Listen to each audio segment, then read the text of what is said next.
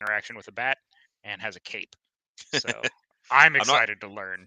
I'm not gonna lie to you. I thought I knew everything about Batman until I started doing the homework for tonight's episode. Turns out I didn't know Yes, shit about Batman. So but we're gonna open up our I knew a lot about Batman already. yeah. Bones is definitely the comic expert out of everybody here. Uh, but with that, we're gonna lead us into our nerdy news of the week. Who wants to go first? mine's short and sweet. I'll go ahead and go first. Let it Um, rip, Ryan. so my big one is that today actually we got the release for the new Mighty Nine trailer for the animated series. I'm absolutely so stoked for the Mighty Nine to come out. The Legend of Vox Machina and Mighty Nine both. I think their animation has gone back to a classic style that I'm absolutely in love with. And their take on the stories has been fantastic. So if you haven't checked it out, the new Mighty Nine trailer just dropped today. It's super awesome. And as far as the nerdy news goes, this is for The Legend of Vox Machina. Wayne Brady has been cast as Tyrion Darrington for The Legend of Vox Machina. I approve. I love Wayne Yeah, Brady. I'm about it. Yeah, I'm He did some absolutely great about it. work with Dave Chappelle. Yeah, the New York Comic Con is going on, and Critical Role announced that Wayne Brady has been cast as Tyrion Darrington. Super stoked, and can't wait to get more in that. So that's what I got is new stuff for Vox Machina and Mighty Nine animated series. Nice. Who wants to go next? What do we got? What do you got, Bones? Well, I was gonna say, New York Comic Con is going on right now. In case y'all weren't aware, go check that out. There's stuff you can catch online. In fact, the Critical Role, theirs was on, I think, the Nerdist. You could watch their panel. It's over now, so you can't. Probably find it online somewhere. Yeah, I'm sure there's a recording Um, somewhere. the other piece of news that I had, Ultimate Universe for Marvel is coming to a close in April next year. So I'm Is curious that what the they're going story to do with arc? that. So the Ultimate Universe obviously is like the absolute universe in the DC. Like Ultimate Universe is like an alternate reality Oh, kind gotcha. of situation for Marvel. This particular one was created by the survivor of the previous Ultimate Universe, Reed Richards, the maker, the evil Reed Richards. He created this new Ultimate Universe. Uh, Greed Richards. and yeah, it's going to end in April. So we'll see what happens from there. And they were pretty uh, firm on like that's the end of the story for that. So Yeah. That's not my last punt for the night either. We are doing a Batman episode, so I'm going to be leaning very heavily into the Adam West era. Oh, I absolutely. I told Eric we need to name the episode "Bang Pow." Yeah, Ooh, that's a good one. Zappo. But no, the Ultimate Universe I think is cool. It's definitely a good story run. It's weird to feel like it's coming to a close because I don't feel like it's been going for that long, which is it, just it not really the hasn't. case. But But this particular iteration hasn't really been going for that long, a few years. Mhm. But but I'm excited to see how they bring it to a close, see if they can stick the landing. They probably will. They're pretty good at it.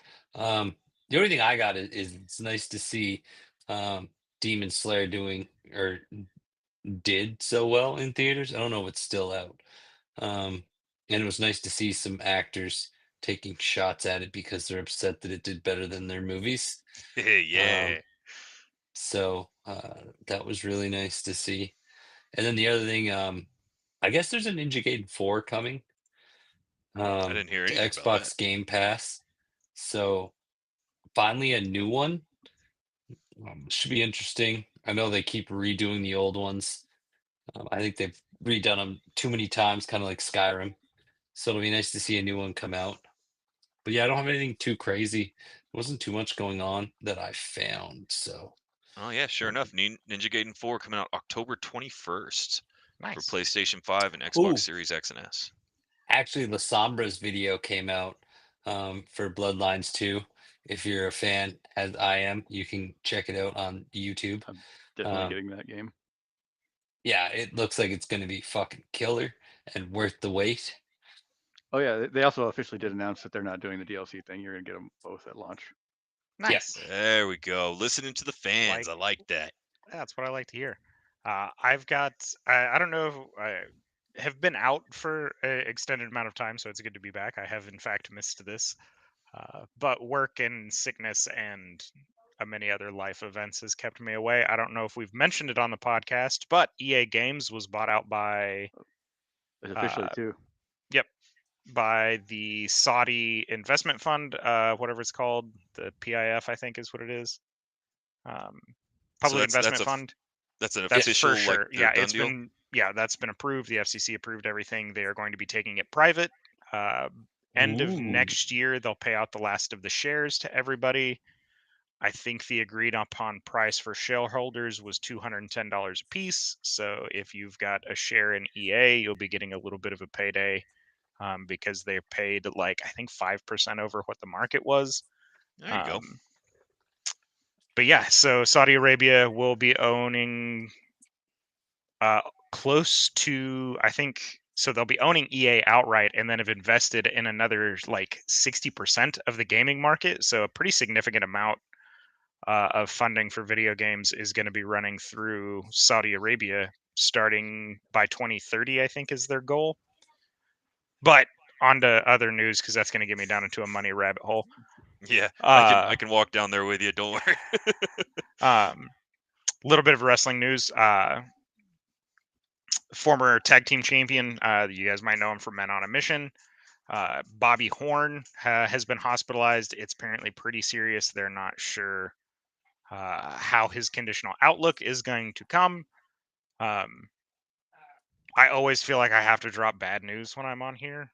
So I'm going to do two good newses back to back, and I had to dig for these. But the Hardy Boys have now set a world record and have become tag team champions in every single professional wrestling venue. Oh wow! Thank Yeah. God. WWE, TNA, AEW, Ring of Honor, NXT. They've held them all. So that's definitely a big feather in their cap for probably one of the most iconic tag teams. Not my favorite tag team of all time. Very high up there. Not my favorite of all time. But again, congratulations to the Hardys. Yeah, big on congrats. That's cool. on a huge achievement that we're probably not going to see ever again. But my second piece of really good news is one that I'm actually pretty hyped for, if I'm being serious. It looks like the Inspiration is making a comeback. You may have formerly known them as the Iconics, a Australian wrestling tag team that was with WWE. They started women's tag team wrestling as a serious event in WWE. Look like they're going to be making a comeback on TNA, and I am so hyped for that because the Inspiration is absolutely hilarious to watch. Did you see that the Hardy Boys are going to be fighting? What is The it, the Dudleys? Dudleys? They're going to do one Yeah. final big hurrah. I'm so excited to hear Bubba Ray shout "Get the tables" one more time and slap Brother Devon in the chest real hard. Funny Yeah, it's story about how gonna be that good. whole thing started. That started with a miscue. Devon straight up forgot to go get the table during their table spot. And Oh, okay, that makes Bubba sense. Ray realized that him shouting got picked up on the camera, and he's like, "We may be onto something here." And so he kept doing it, but he didn't let Devon know. So the first few times when you see Devon react, where he's like legitimately mad at Bubba Ray, it's because Bubba didn't tell him what he was going to be doing, and so Devon just thought he was getting shouted at. Everyone likes their handheld, but the best tag team will always be the Rockers. So Marty just throwing that Jannetty out and there. Shawn Michaels. Yeah. That's a good tag team. I mean, it's not as good as the New Age Outlaws, but it's fine. But yeah, so we had a lot of comments in regards to like our Punk stuff that came out. Actually, quite a few people watched it, so we appreciate it. Absolutely. Thank you very much. But Ryan got his wish. Some of them are not overly nice. So Arthur and Eddie Smith commented on one of the videos, why would steampunk have to cling to any past era, let alone Victorian? These people appear to be expert on subcultures, and yet they're making the silliest claims. Not to dispute anything, but we particularly said we're not experts. Yeah, decidedly not experts on any of But that. the rest of it, silly. I agree. Weird the- how every time you see a steampunk thing, though, it's very Victorian-esque. Weird that It actually comes from it, like when you research it. Yeah. Anyways, so the on is myth creation 8554. I hope I read that right. You know what else they didn't have in the Victorian era? Punk. Sir Dobers commented, steampunk isn't real. It's fantasy. It's a combination of styles. And then Edgemeister 8750 said, "Oh yes, because the fictional era needs to be grounded in reality." Very, Um, very, very good comments. Very helpful. Excellent comments. Yep. Yeah. And then one more person had made a comment and actually agreed that Mad Max was not Diesel Punk, or was. I can't remember. I'm trying to find the comment. I'm not gonna lie. Since Diesel Punk came up in that episode, I've still got so much conflicting information coming from all over the internet about where Mad Max falls.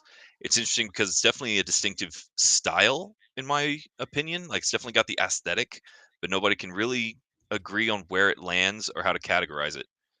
In fact, there's more people saying that we shouldn't bother categorizing it than there is people with definite opinions. So Sorry, I'm still laughing at the like steampunk doesn't have to be tied to Victorian. I mean, it doesn't, but that's where it's always grounded in. Like every steampunk thing, that's why they have the Yeah. big poofed out dresses, the top hats, the goggles, the big wheeled bicycle. Like, well, and honestly, at the end of the day, when we add punk to anything, it's because of the culture that got attached to it, right? Now, we're not going to go too deep into this because we have Batman tonight, and I'm sorry for Batman punk, but it's Oh, not you as know, cool there's as a steampunk Spider-Punk. Batman. there is indeed a Gotham by steampunk Gaslight. Batman. Yeah. Gotham by Oh, Gaslight. Gaslight. That's actually one of my favorite series of Batman. If I'm being honest, I love Gotham by Gaslight.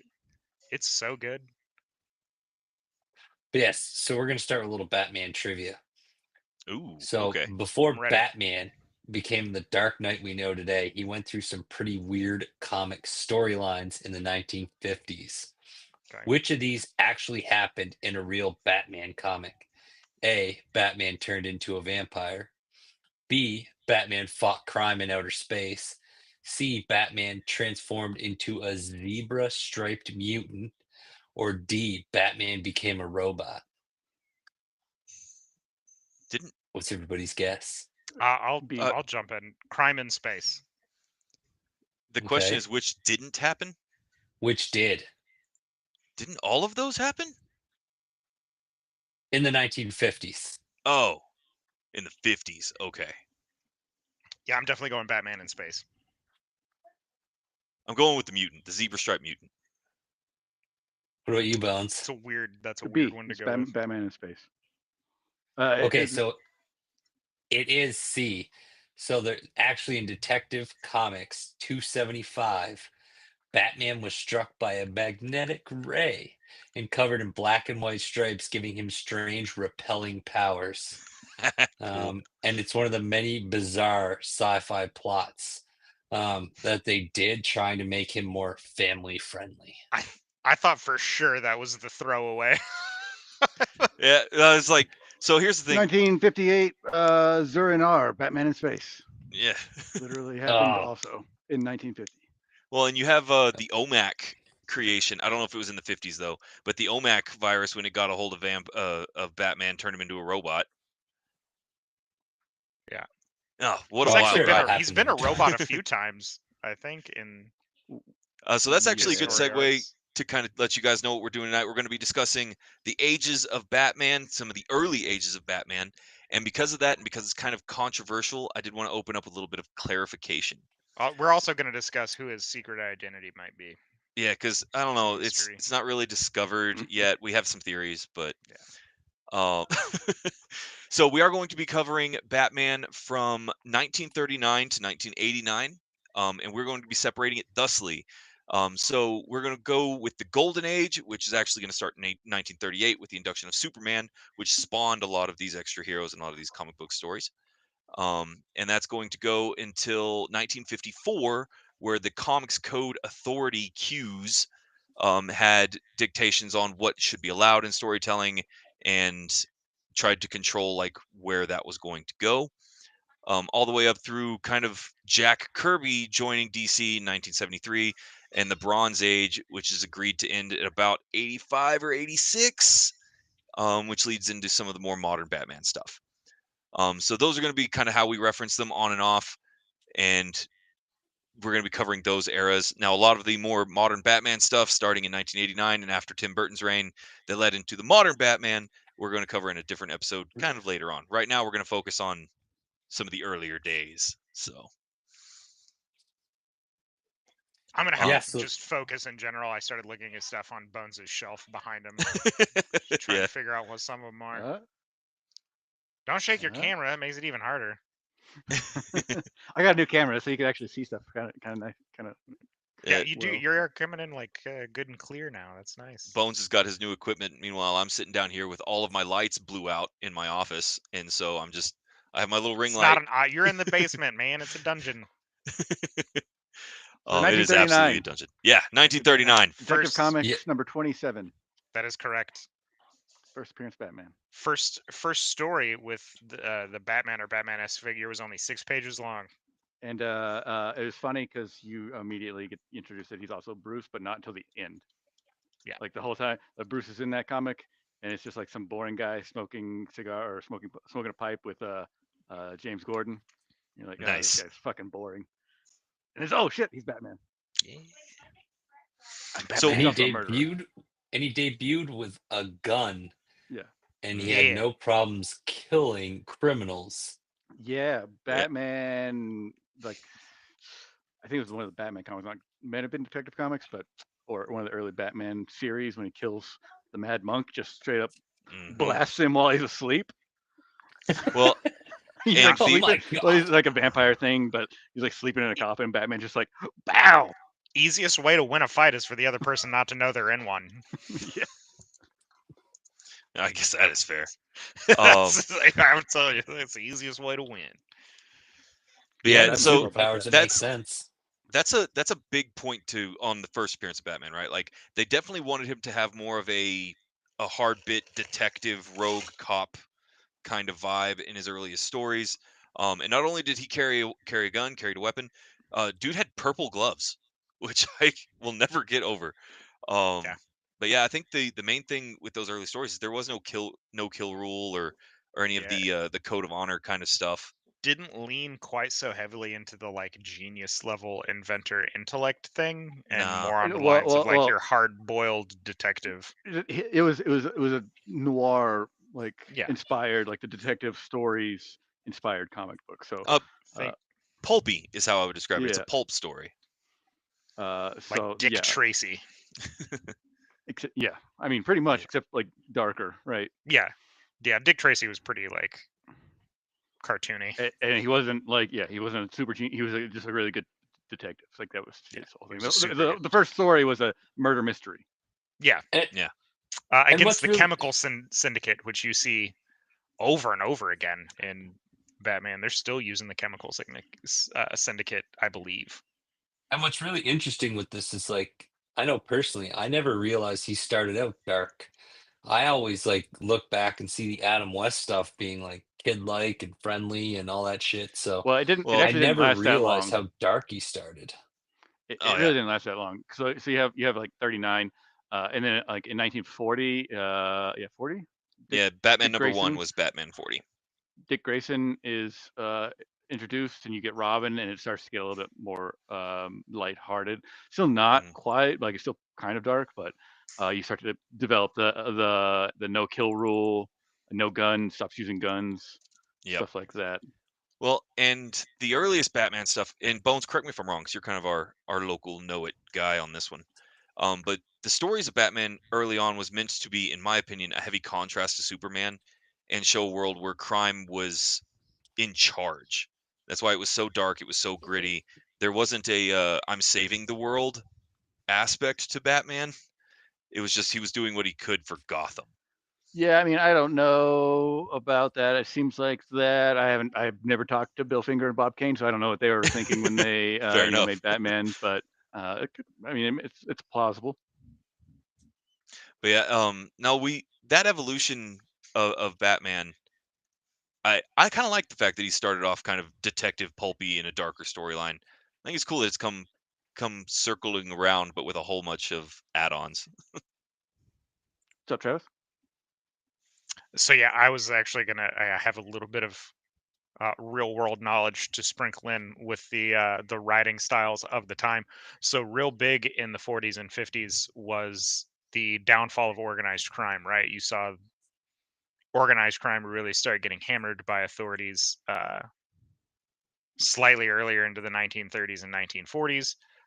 especially down into the 1950s, which is why you see so many of those stories where crime was in charge, is because we were in fact in the United States dealing with organized crime pretty significantly. It was still fresh on everybody's memory, which is why you see so many stories with, like, again, Dick Tracy fighting against organized crime. You see Batman fighting against organized crime. You see, all of these other I mean, even protagonists. They're always going up against these untouchable, like, above the law mafioso styles. So that's your little piece of real world history to go in with your fantasy here.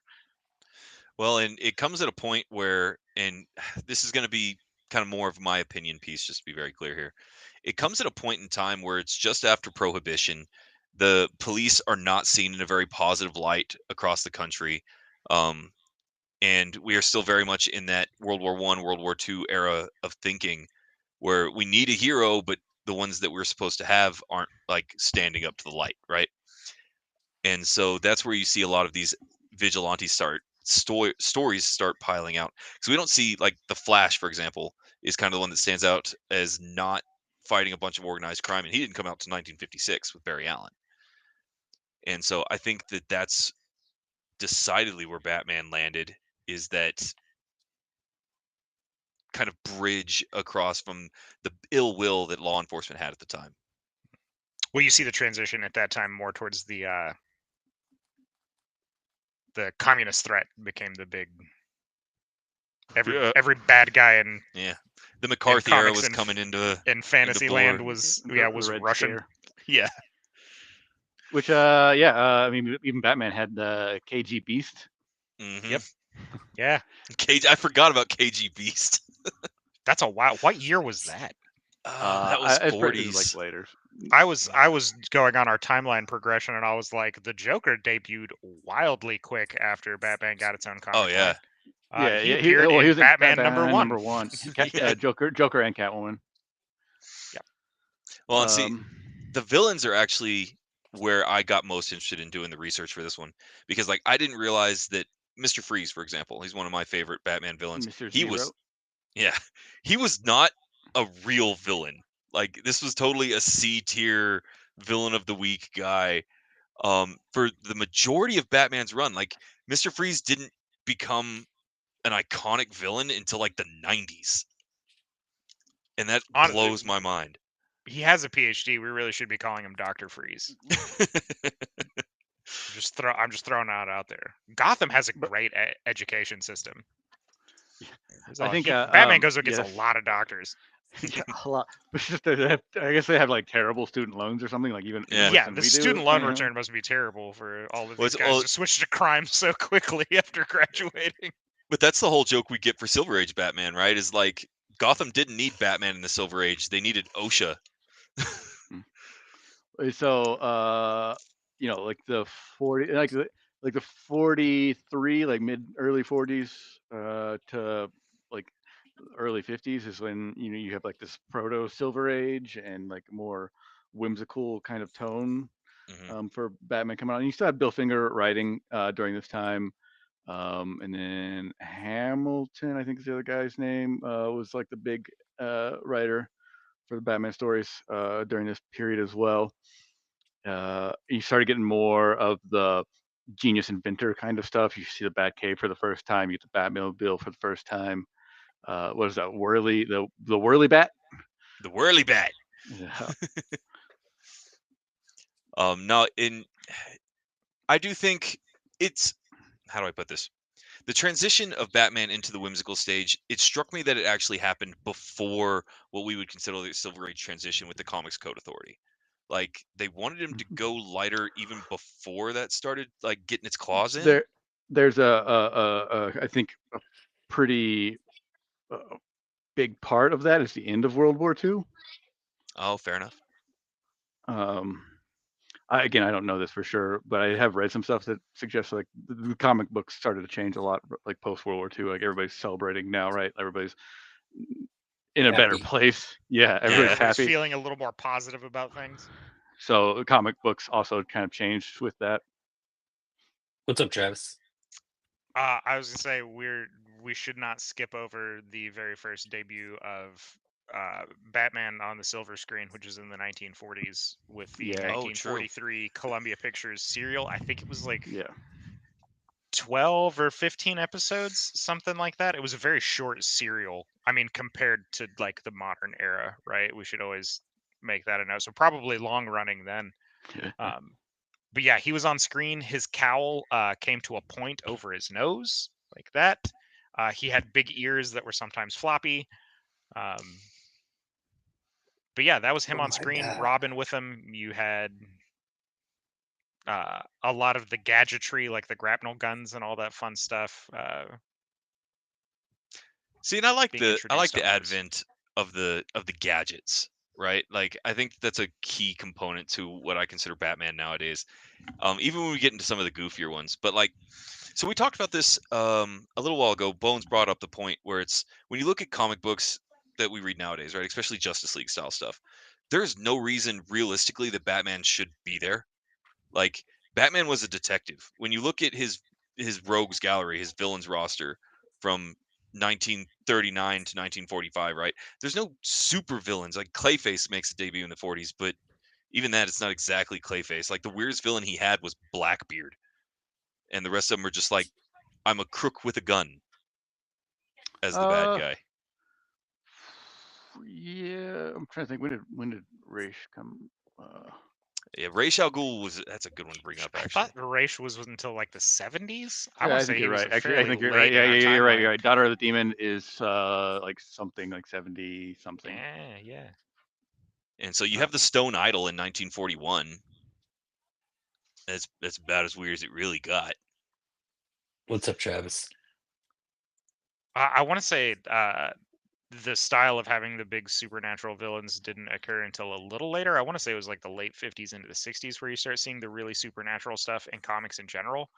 But the other thing I was going to say is like no one knows why Batman's in the Justice League. Everyone knows why Batman's in the Justice League. It's because he pays for everything.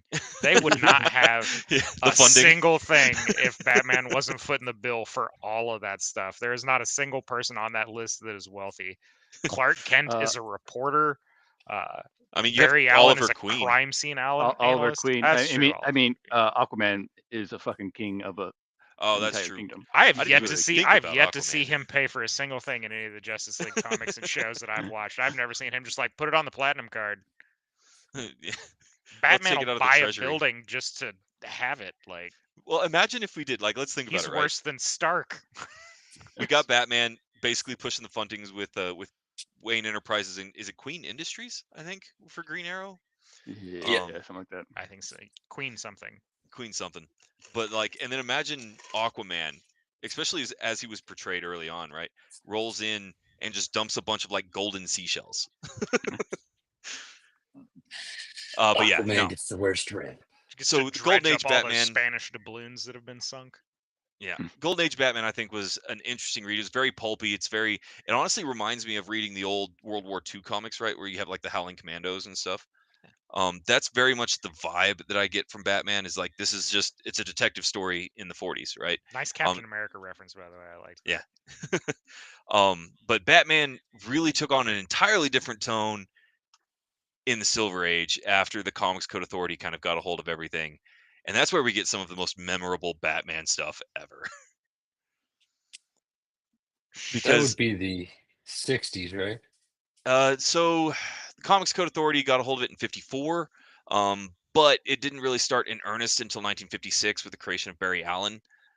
And this is where we actually get to see I'm going to call it comic punk, just to throw in our last episode, because the comics industry, after the Comics Code Authority got a hold of them, basically threw them a giant middle finger. And there were a lot of comics that were like, yeah, we're just not going to listen to you. The most notable is going to be Jack Kirby with mainstream Spider-Man going against the CCA with no consequence. But that happened a little bit later in the 70s. So in 1954, 1956, we get Silver Age Batman, and that's where we start getting some of the most bizarre Batman stuff of all time, right? Like the giant props, time travel, aliens. Yeah. I mean, the 56 Shark to repellent. Yeah. 56 to like the mid 60s is like the high sci-fi Batman, right? Like everything's so weird, and the Joker is the worst Joker in my opinion because he's Oh, a terrible. prankster. He's just a Yeah. prankster. That's literally all he is. Which I mean, I guess if you like that, good on you, but not my favorite Joker. What's up, Chaz? It was again just to sprinkle a little bit. I've got to use my history degree somewhere, so we're using it tonight. So the 50s again is your big technological advancement. People are seeing wild leaps in technology happening from year to year. I mean, things are just progressing at a really rapid rate. So which is why you see the wild sci-fi stuff again. Reality always bleeds its way into fantasy, and then vice versa. And the same reason we had flip phones for a while is because the Star Trek communicators were flip open is the reason we got flip phones. But I digress. Yeah, so the big science and sci-fi and tech and gadget push was all because technology was advancing so fast, and so of course everybody, again, a little bit of reality into your fantasy. See, my favorite part about Silver Age Batman actually doesn't come from a lot of the whimsy or the goofiness. I like seeing the extended Bat family start to become a thing in the Silver Age Batman, right? We get to see a lot more people that are his allies and working as a team. It's not nearly as solo as it used to be. And that's because there was a major shift in villains for Silver Age Batman. We didn't see a whole lot, there were some, but not a whole lot of recurring mainstream villains. Like we had a very villain of the week vibe going for Batman all the way through the 1960s. I mean, That you had the beginning of the Bat family even earlier than that, though. Like Kathy Kane, Batgirl, Betty Kane, true story, true story. Bat Hound. Those were all in like the early Ace the 50s or Bat 40s. Hound. Woo! Character. I wish they'd bring him back. Yeah, I mean they used him in Batman Beyond the animated series. I mean, not actually used him, but his dog was named Ace. It's close enough for me. Travis, what you got? I mean, since we're talking about the Bat family and his extended allies, who's everyone's I'm just gonna go with this. What do you think Batman's weirdest ally has ever been? Batmite. Batmite, yeah. As two, we're gonna go 3 on that because I also picked Batmite. Now, I For do me. like the Bat family and the way that it's transferred and grown and stuff. I think is really cool because that's a story both in the comics and the history about the comics that gets really wild. Because I mean, the whole story of Red Hood and the 3 Jokers and oh, that's getting ahead of where we're at in timeline. Yep, but yep. We're not there yeah, yet. Yeah, But we are at Batmite actually. Batmite was Night Runner 19 is a close second for me. A French accented ninja assassin is pretty pretty up yeah. there. There's also Azrael, which is like a really weird one, but I like When that did one. I We'll get to like that later. Azrael though. I do like Azrael. I mean, a lot of people like Azrael, but there's also weird religious assassin brainwashed Yeah. by his father. Batmite was Detective Comics 267, 1959. Yeah, I was like 1950s. I thought so. So yeah, definitely right in this time chunk that we were talking about, right smack dab in the middle. Right there. So Batmite, for those of you that don't know, there was a whole era like Superman had. He looks like the Tick. If yeah. you Well, No, he Superman doesn't. He had a looks lot like of a little. success. He looks like a little Batman. Yeah, he's a little Batman. he's got a But- huge chest and tiny legs. He looks like I think it guess was that's how done in Batman's answer drawn. to Superman having Mr. Mxyzptlk, right? He had this 5th dimensional imp kind of come in, lots of chaos everywhere. I think Batmite was an attempt to give Batman something very similar with this like little impish creature. With the exception that Batmite likes, he's like obsessed with Batman. And Yeah, that is. He warps reality to help Batman rather than Mr. Mxyzptlk always being a thorn in Superman's side. But everyone's got to remember, like Batman wasn't doing very well during this time. Like it was No, definitely it wasn't. That's true. sliding down. So that's part of why they bring in something like a Batmite to kind of try to pump it. Because like when they brought Robin in, like literally overnight, their sales just went through the roof, bringing Literally Robin doubled. in. Literally doubled. Yeah, wider just net catches bringing- more fish. Yeah, so bringing in one new character that kind of tones down the story a little bit did a lot. So I mean, they tried so many different things with like the campy stuff, like we talked about the zebra stripe mutant thing that happened to him, the fighting in space and shit like that. They were trying anything at the time to sort of make Batman a more predominant character, and Batmite was just the next attempt. without crossing over and doing stuff like the Justice League. They had to give him something. So Batmite was kind of the answer at the time, and it didn't have the pop they were kind of hoping for. That wasn't until later. You also had, well, I mentioned earlier, 1958. You have the Batman, the Superman of Planet X, which is Zurin R, Right. which is a Batman from another planet that comes and recruits Earth's Batman to help him back on his planet. You know, I'm just gonna throw it out there for any listeners who have ever wondered why DC Comics resets and has reset 3 or 4 times now with the new 52 and that kind of stuff. This is why. This is also why that happens. This is also when you had Mr. Freeze, 1959. Mr. Freeze. Yes, Mr. Mr. Freeze. Zero at the time. All right, so let me just ask this as we're getting into hold- this. Oh, go ahead, Travis. Hold on.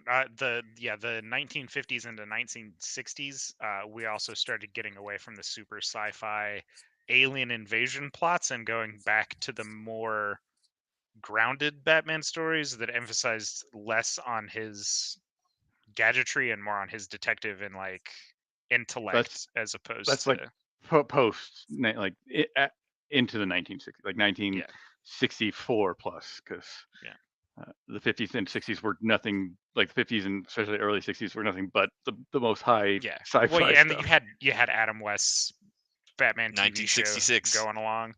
I think that started in like the 1950s. I want to say it was like Nah, no, it didn't. January 12th, 1966. Yeah. Was it 60? Was it that So, late? Before we get Yep. into Yeah, Adam West, that's because that's a weird. major turning point for Batman, in my opinion. The 50s and 60s, we start seeing the advent of a whole lot of characters, a whole lot of villains in the extended Bat family, right? So if we include all timelines and everything up till modern day, I was curious on what are y'all's favorite Batman villains and who's your favorite member of the Bat family? Well, we should save like questions for this like the end because we have a lot of stuff to cover before we get there. Like we haven't even talked about most of the Bat family or when they were introduced. Well, but we're getting into this where we're getting a lot of first appearances starting going into the Bronze Age. Sort of, not really though. I mean, you get Jason Todd, I think, takes over as the next Robin. You get some. We get several but Robins kind of back to back right there. No, Tim Drake's not till like a little while later. Yeah, Tim Drake's way down the road. Is he later? Yeah. 80s, 90s, 70s, I think. But okay, okay. So, well, given that, then we did have the next major turning point, in my opinion, and that's 1966 with Adam West's Batman. Zap, pow, kablooey, wham. No, that is and the and everyone's like the most easily recognized theme song of all time. There's not, I don't know a single nerd that doesn't know the or the ending, same bat time, same bat channel. Yeah. Like the two biggest, true. the biggest cliche came out. Like it was just. I didn't even think about that. You're 100% right. The same, same bat channel. Yeah, same phrasing. Bat time, same bat channel. Also, so 1964 or 1965, you had the new look for Batman where you had the yellow oval. That's right. I completely forgot about the new look. Yeah, that was 64. So the new look was done by, who was it? Was it Dennis? Neil Adams. I think it's Neil Adams. No, it wasn't Neil Adams. The new look was like Carmine Infantino was the artist, I think. Oh yeah, Carmine Infantino. You're right. In Detective Comics 327. Yeah, Adams wasn't until like the 70s. Yeah, I think you're right about that. He's actually a very important part. He's actually a very important part of when we start talking about the 70s. Yeah. After the Adam West show like really increases the popularity of also the Batman comics. Mm-hmm. And the Adam West show is also popular. There's also a lot of other like media at the time. There was the Batman the movie 1966. Mm-hmm. But there was also like the Batman Superman hour. Yeah. I forgot about that. You're right. You also had like cartoon shorts that also featured like, again, Batman, so a lot of the DC guys in this time frame as well. So there's definitely a lot a lot of media out there for him. Well, and I think with Adam West's Batman, we get to see a lot of characterization become cemented in the public's mind on what the character looks like. Because I mean, Adam West's Batman with the new look that Carmine kind of put in place really took off. We have Burt Ward playing Robin and really gave Robin his holy rusted metal Batman Yeah, I call it frontage. G.Y. Willikers. Yeah. Cesar Romero playing the Joker in what many consider the best Joker of all time. I love the fact that they just put makeup over his mustache because he refused to shave. Shave it off, yeah. So you could, like, at certain angles, you could just see the hairs poking out. He was good, but like he's not. He's wouldn't top 3 maybe, but I wouldn't put Heath Cesar Ledger's Romero. always the best. Yeah, that is a very popular opinion in modern times with Heath Ledger's Joker, but that was a take of the Joker that I think called back to the original. Anyway, that's getting too far ahead. Killer clown. Yeah. We also have Frank Gorshin's Riddler, and most importantly, in my opinion, from Adam West's run, and that's going to be Alan Napier's Alfred Pennyworth, because I think that really cemented what Alfred was. Yeah, the Alfred prior to that was a little bit different. So like originally Alfred was like a friend of the family that came back post like Bruce Wayne being, I think even post being Batman, like showed up. Oh yeah, because he already had Robin at the time, so definitely. And then Alfred shows up and they try to like hide it, who they are, but then he figures it out because you're living in a house with them. Yeah, Bro, weird how that works. Alfred's a G. Like that dude's straight gangsta. Oh yeah. Well, as his story was expanded in the Bronze Age, Alfred became something that I absolutely adore. It kind of got overlooked until recently, in my opinion, where it's just that guy's a badass. Yeah, he was like a trauma medic and like special forces guy. I think the coldest, which is like I guess I don't know which universe that is. His coldest line still by far is like, "You've broken in here under the conceived notion that everyone in this household shares Batman's aversion to not killing. I'm afraid I prescribed to no such niceties," as he's loading a shotgun, walking this dude down. I was like, that's cold. That is ice cold.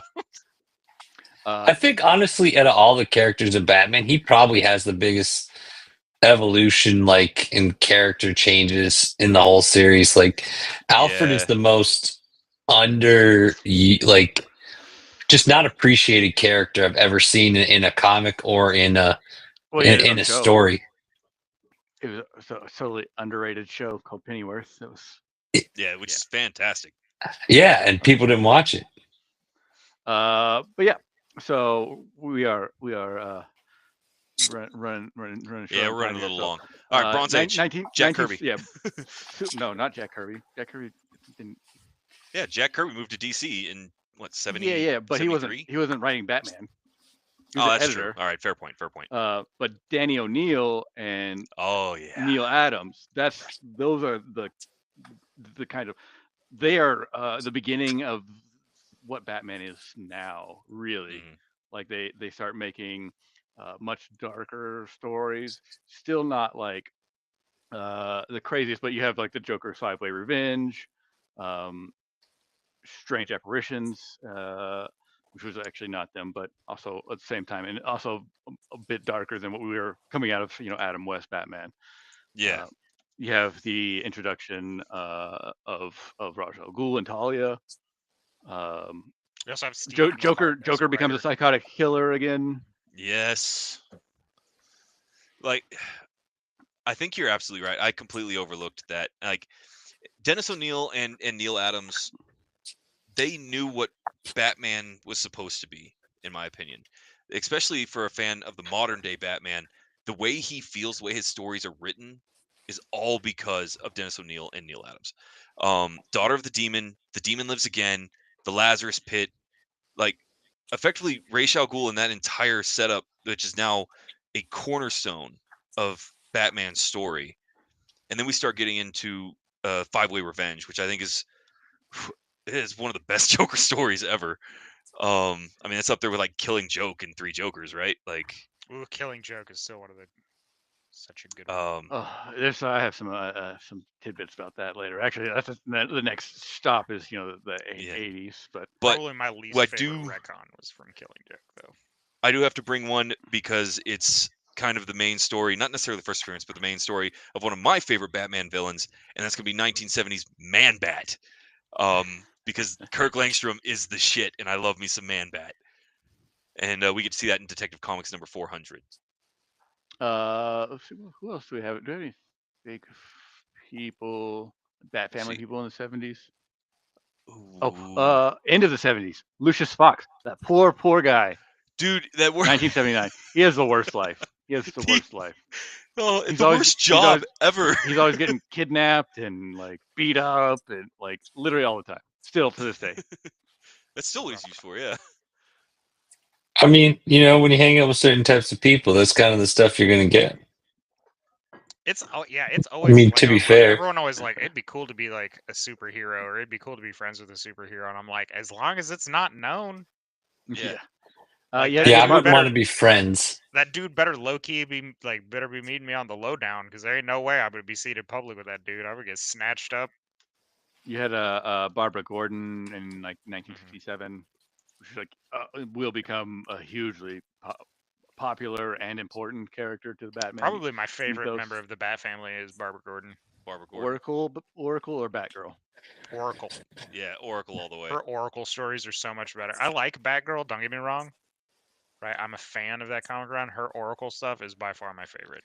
So here's my thing about Barbara Gordon. I think she's one of the coolest characters in the series, specifically during the Oracle transitional era. Her first appearances as like the romantic interest of Bruce was not my favorite. I did not care for that. I mean, That's Bruce fair. kind of gets involved with a bunch of different people throughout the Oh, series. So Like- many people. Yeah, that's I mean, kind of a typical common in trait. every comic. But it always comes back to ever. Selena Kyle, though. It Yeah. always comes back to Selena Kyle. It's Catwoman forever. So that's actually a major contest. God, that is, is Selena Kyle or Raish's daughter Talia Talia. Al Ghul, and like where he should have landed on a bunch of this kind of stuff, because he was still it's that era of in the comics, right? Everybody's just kind of in that era of free love, 1970s. The Batman Beyond cartoon where old man Bruce is talking, and he's like, in my day, women were throwing themselves at my feet all the time. And he was like, well, what did you do? And he goes, I stepped over them. And I was like, stepped over 'em. bro. Not Talia. You had a kid with her. Yeah, Nah, but he that was like that mind was controlled. That was pre-kid. That was before that storyline became established, I'm pretty sure. I'm trying to figure out the first appearances in the 70s. 2011, I think, was fucking Damian Wayne. So it's Yeah. like a long time. Yeah, Batman Yeah. Beyond was the 90s, right? That was a 90s era wait. cartoon. You Early mean 2000s. the shittiest Robin? Sorry, that's just my opinion. I cannot stand. Wow, Damian you have Wayne. strong feelings about poor Damian Wayne. I mean, it was poor Damian Wayne. He's gonna be the shittiest Robin because he was Yeah, also, he had a shitty life.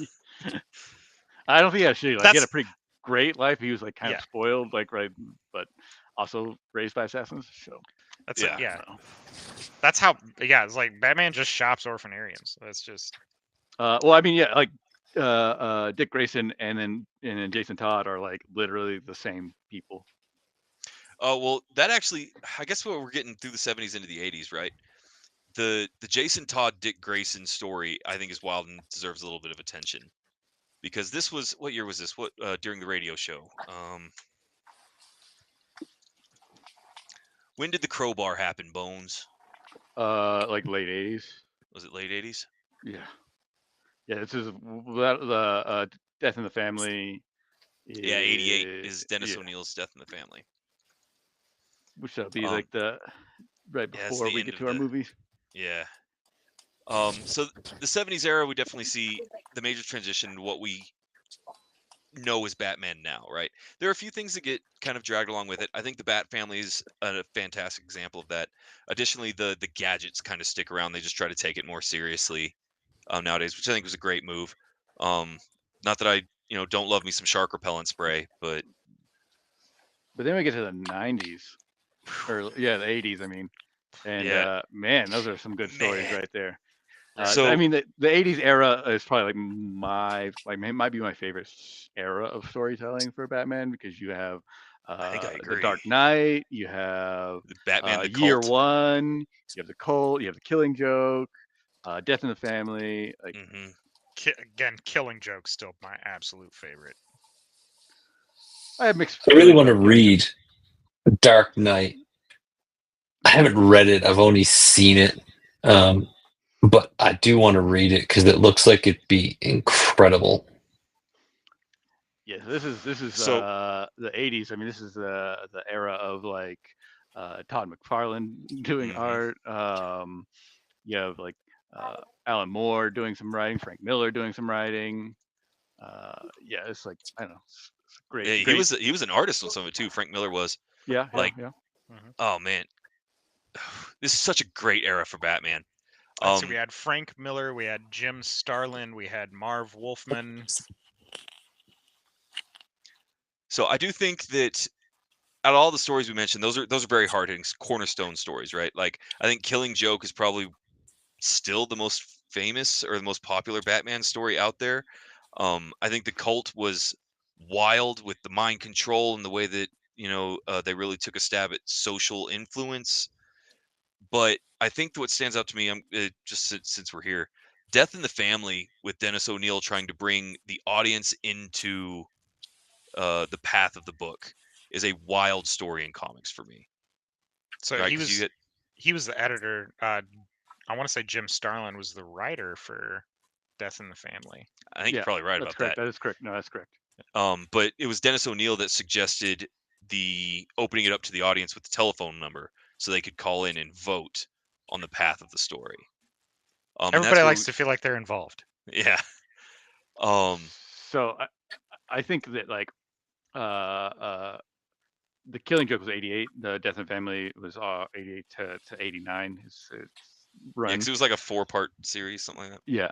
So like, so first of all, Alan Moore didn't know that he was writing a story for main continuity Batman. He thought he was doing like an Elseworld style of story, which is something we didn't talk Oh. about, which has been happening since like since Barry Allen. Like that's when they established there was more than one dimension, more than one Earth.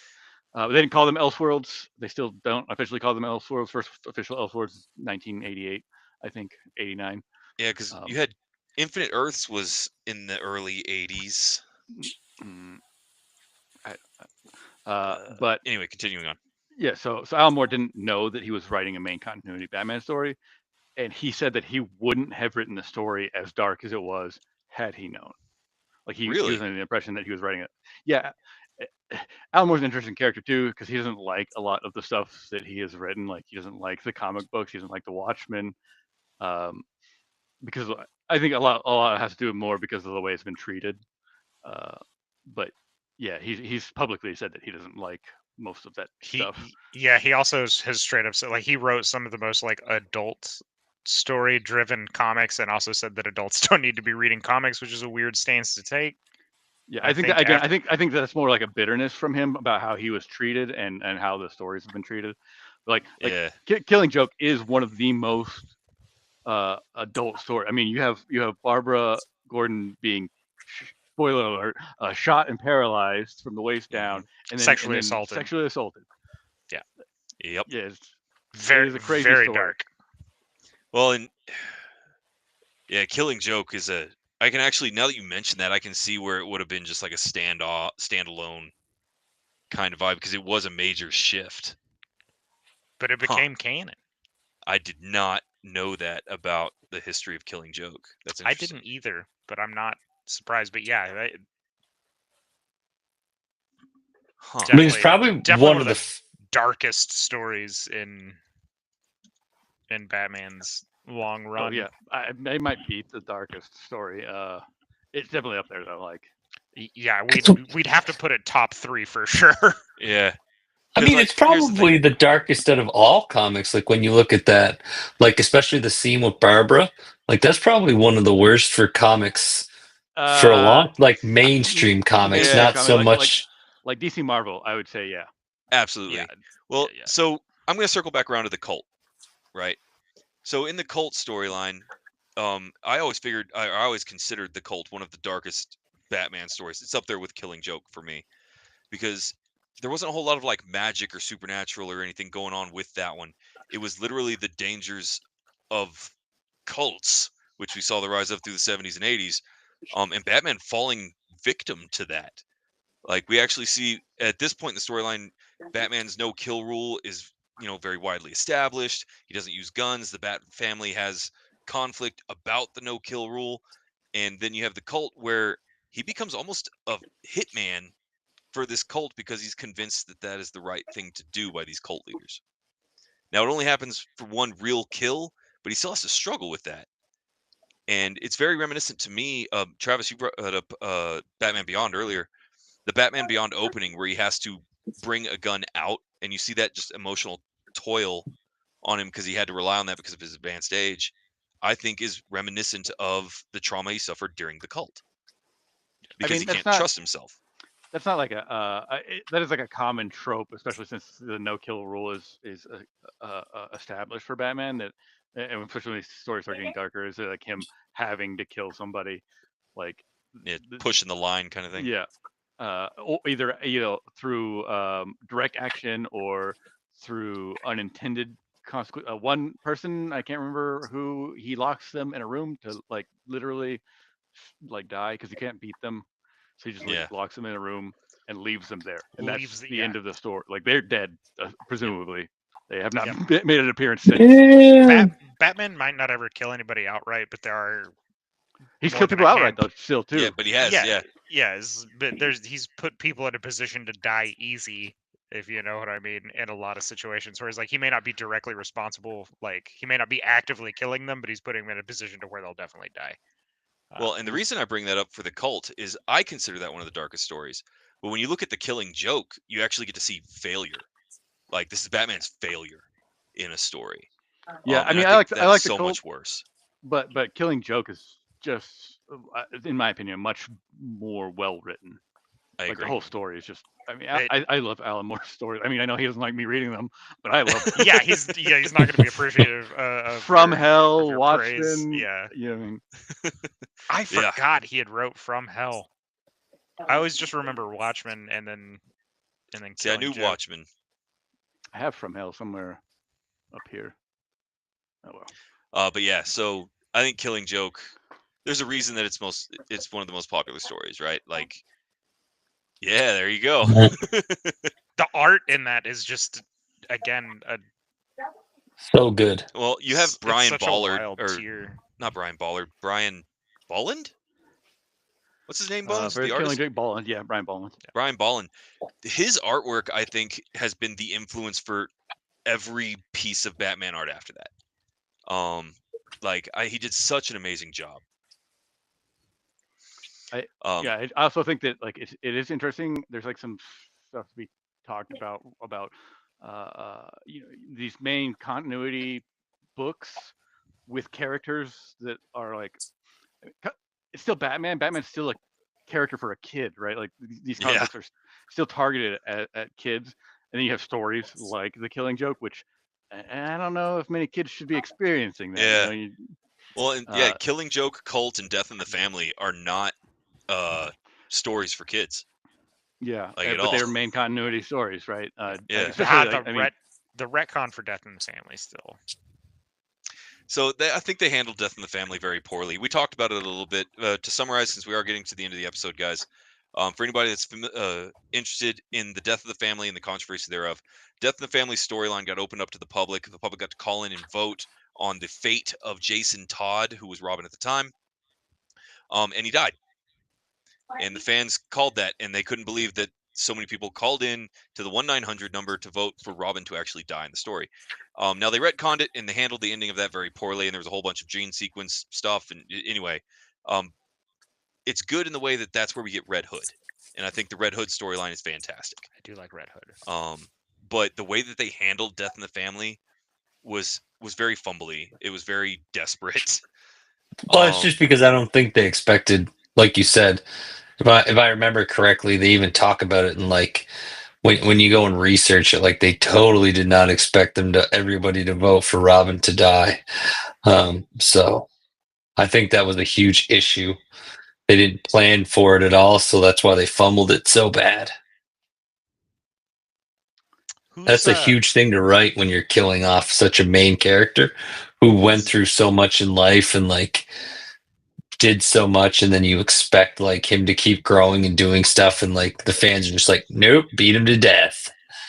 Well, and I honestly, Well, I- he actually didn't beat him to death, almost to death. yeah, Yeah. Oh Almost. yeah. but I think that the interesting thing to bring up on this is O'Neill's quotes about the story, because he had a stance that was very like, it was the most cynical thing he's ever seen in comics, and he actually thought that it would be a really sleazy stunt. Quote: "It would be a really sleazy stunt to bring him back." Not that stopped him, but It's comics, everybody comes back. everybody comes back. Yeah. No. That- Yeah. It's never mean, permanent. That does take us to the ending of our time there, Yeah. 1989. Also, this is the year of the Batman. Yeah. Actually, I think it's just called I think it's called Batman, but our We had- wonderful Tim Burton Batman movie. 1989 was huge. We had Tim Drake, yeah, Tim Drake as the third Robin comes in Yep. 1989. Just Batman. Yeah, then we have Tim Burton, which Tim Burton for me is a milestone in Batman, because Tim Burton's take on Batman is what led into Batman the Animated Series, which Don't again, fanboy too hard. I'm trying not to. I'm a stiff breeze away from a serious problem when we get to 1989. All right, Or anything Um, Tim Burton related. or for that matter. But no, I think this is where the controversies really get heated amongst fans, because this is when we have Jack Nicholson as the Joker. We get some of the best like spread of. Hold on, I gotta look them all up, because we had a new actor turn Batman into 007, right? On who's playing him and who's your favorite. It was a major turning point. I mean, when you look at it, it's the first controversy about the fans being mad about who's going to play Batman, because nobody wanted Michael Keaton to play him. Just like every other time someone plays Batman, no one ever wanted any of them. I think that's the Right. one character you can kind of always look at, and no one's ever been like, that's a great fucking pick, until after the movie comes out. I mean, Mhm. Patterson, who's playing, was really good. I was okay with Christian Bale. Yeah, I think Bale's When Batman they was announced fine. him, they're like, Bale's play. I was like, I like it. He's a good actor. I was like, he might be a little skinny, and then I saw him in the film, and I was like, it's fine.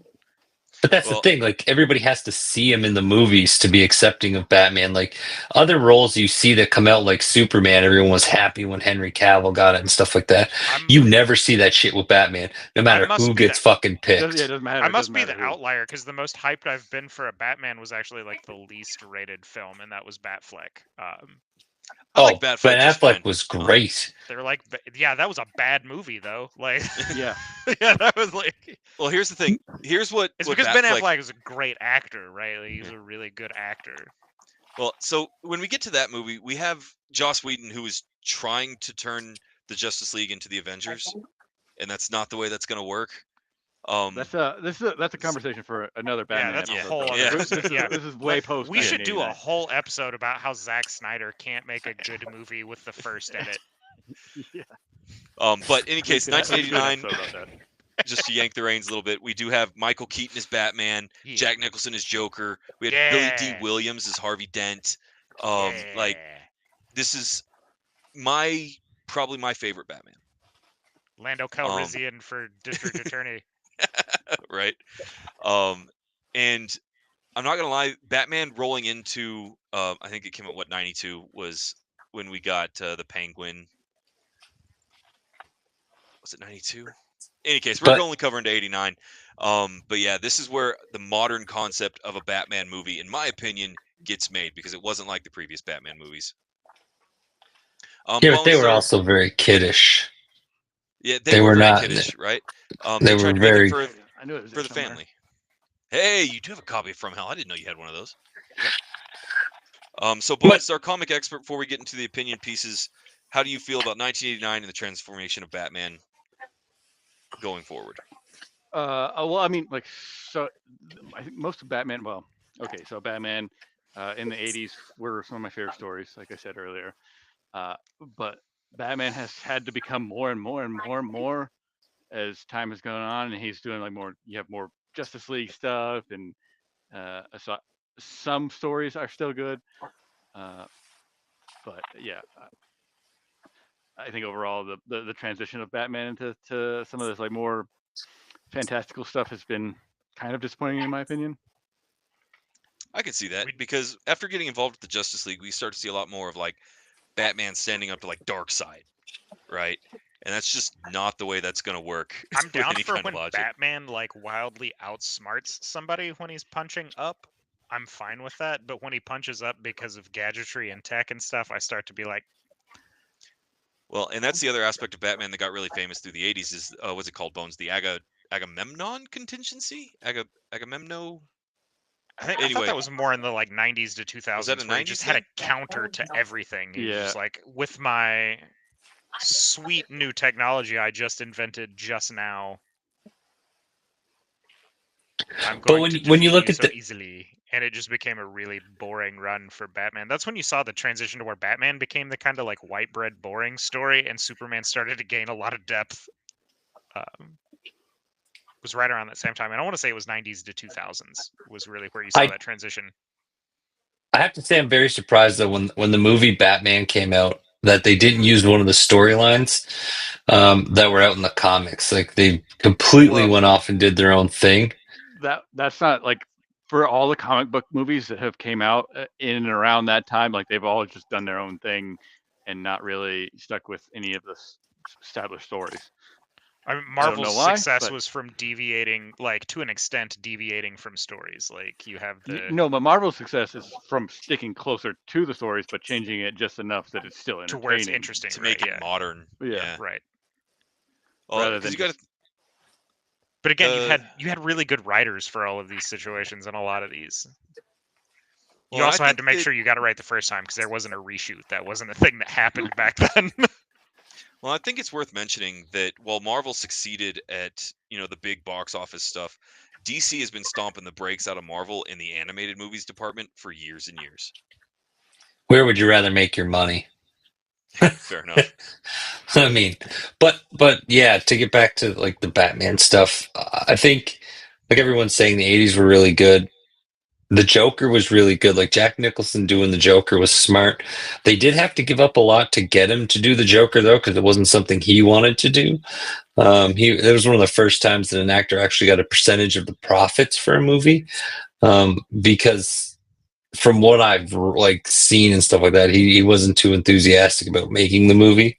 And you can't blame him. I mean, if you look at the other movies at the time that are comics, like that Captain America movie that came out around that same time was awful. Any of the previous Batman movies was awful. The Hulk stuff that was going on was awful. Hey, And I hey, mean hey, hey! awful We're just not. because of the time. Like it's not like If you it's talk very bad about kiddish Lou and stuff like Ferrigno that. one more time, I'm flying to Canada to fight you. He might be in the new Hulk movie. I Anyways, hope so. but yeah, like if you look at the other stuff, it looks pretty campy. Like it's not something Jack mhm. Nicholson would probably be involved with. So it was great that they got him, though. I mean, I think that that's probably one of the things that made that movie what it was. Like, yes, Michael Keaton was a great Batman, but like if you would have got someone different to play Joker, I don't know if that movie would have been what it was. Jack Nicholson is just really good at portraying crazy. Um, but I am going to jump Yes. in. We're running a little long in the tooth on this one, so Yeah. we're going to have to start bringing this to a close. I have questions for everyone here, and for the audience as well, for you guys listening. We're going to do a couple of questions. First one: favorite Batman artist? Bones. I don't know, man. I really do like the Killing Joke. It's a hard one. I'll say Brian Bolland. That'll be my answer. That's a satisfactory answer for me. Yeah, I think I'm in a Alright. similar boat. Brian Bolland, I think, is kind of the king right now, but I'm going to go back to Neil Adams. Neil Adams did some amazing Batman art, and it would be difficult for me to choose between Neil Adams and Brian Bolland. Yeah, I'm going Brian. I love the Killing Joke. I'm gonna be the one like outlier on one and go with Jim Aparo. Okay, yeah, that's not Yeah, a it's bad fine. answer at all. Yeah, He he d- he- by far my favorite Batman artist. His depictions, I feel like the right amount of gritty, the right amount of color, the right amount of shade, like all of it was just really well done. Well, he was the artist through Death in the Family too, wasn't he? So Yes. Yes. Yeah. a solid Uh, choice. With that, we're gonna go to favorite uh, Batman actor. Keaton, hands down. Okay. I like I Robert thi- it- Pattinson actually. I think I like him a Robert lot. I Pattinson. think I like young, I a dig it. Actually, young I Bruce think would- it's Wayne. so- solid. It's a solid choice in my opinion. I think I think that's one that people sleep on a lot. So yeah, I rewatched his movie in preparation for this episode, and I gotta say, he's good. Yeah. He's really good. for the best Batman would have been best Batman, worst storyline, Clooney. Clooney was the best Batman. The problem was the The bat storyline. nipples. That's a 'Cause weird take. That's a weird Clooney- take. Clooney is the actual Batman in real life. He's out on boats. No one knows where he is most of the time. He's very not around. He's filthy rich. He's probably fighting crime somewhere in Italy right now. But no, I actually think like truly like he was probably one of my favorites. Him or Affleck. It used to be Keaton, but Affleck's really good. I really like that one. And I really think if George Clooney would have got a better written storyline, like that's just who he is. Like he exudes that I'm rich, supermodels, stuff I like get it. that. Yeah, that's Like- actually a fair take. I'm gonna I'm- give you credit for that one. I'm Leonardo prob- DiCaprio will be the next one once he gets super old. I think he should play an old Bruce Wayne for a Batman Beyond because he's the same. He'll be like 80 and his girlfriends will still be 25. So it'll still work out. Well, I'm now. Well, the best actor to have ever played Batman is still going to be Ben Affleck. He's not my favorite though. I'm going Christian Bale. It's a solid Batman. I absolutely agree.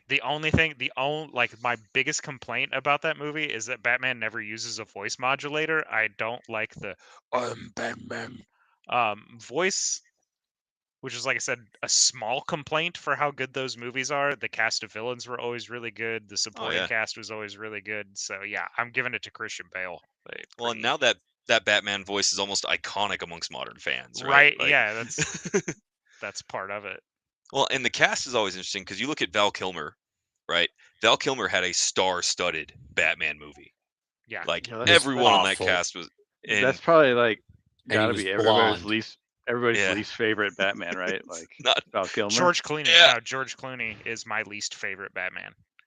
my By least far. favorite. Least I hated favorite the Batman movie, portrayal. but he was Batman. See, I gotta No, go okay, Val okay. Kilmer. God, no. Yeah. Anyway, Yeah. So, well, we have to ask like, who's your favorite Bat family member? so Oh, I it's got gotta be mine. Red Hood. Oh wow, Barbara, we're you all said over the place.